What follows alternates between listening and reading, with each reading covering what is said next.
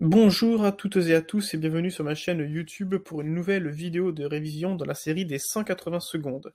Elle est destinée avant tout aux élèves de 5e puisqu'elle évoque l'eau et l'énergie au Moyen-Orient. Le Moyen-Orient est une région géographique qui va de l'Égypte à l'ouest à l'Iran à l'est et de la Turquie au nord au Yémen au sud. On retrouve donc dans cette région des pays extrêmement riches comme les Émirats arabes unis, mais aussi des pays très pauvres comme le Yémen. L'enjeu de la gestion en eau et en énergie y est très important, dans un contexte de raréfaction des ressources et de changement climatique.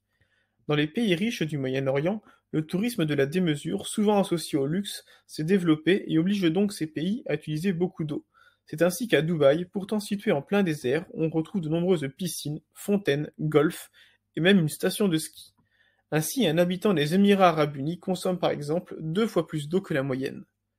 Le Moyen-Orient dispose d'importants gisements de gaz et de pétrole. Certains pays comme l'Arabie saoudite et le Qatar se sont enrichis avec le pétrole. D'ailleurs, le Moyen-Orient produit la moitié du pétrole mondial.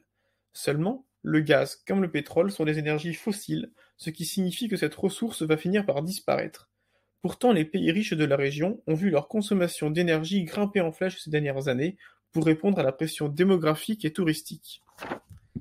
L'eau est inégalement répartie au Moyen-Orient, ce qui provoque d'importantes tensions. Le sud de cette région est très aride, voire désertique, alors qu'au nord comme en Turquie, il pleut beaucoup plus et l'on retrouve même 2 grands fleuves qui sont le Tigre et l'Euphrate. C'est pour cette raison, notamment, que les tensions sont vives entre la Turquie et l'Irak. En effet, les Turcs ont construit des barrages sur les fleuves, ce qui assèche les zones situées en aval en Irak. Les pays riches du Moyen-Orient sont extrêmement critiqués pour leur impact environnemental. Pour la Coupe du monde de football 2022, le Qatar a fait construire des stades climatisés. Pour verdir leur image, le pays ainsi que d'autres dans la région investissent dans des parcs solaires et souhaitent sortir de leur dépendance au pétrole en développant le tourisme ou en achetant des entreprises et des clubs de sport partout dans le monde. Il faut que les pays du Moyen-Orient gèrent mieux leurs ressources en eau.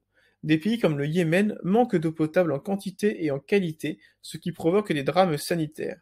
De nombreux pays voisins, pour tenter de gaspiller moins d'eau et pour verdir leur image, se lancent dans l'irrigation par goutte à goutte, beaucoup moins gourmande en eau.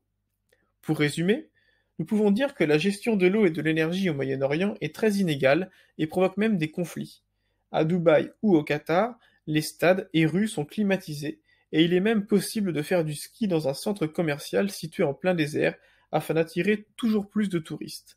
À l'inverse, au Yémen, pays pauvre, la population n'a pas suffisamment d'eau potable, ce qui entraîne un véritable drame sanitaire.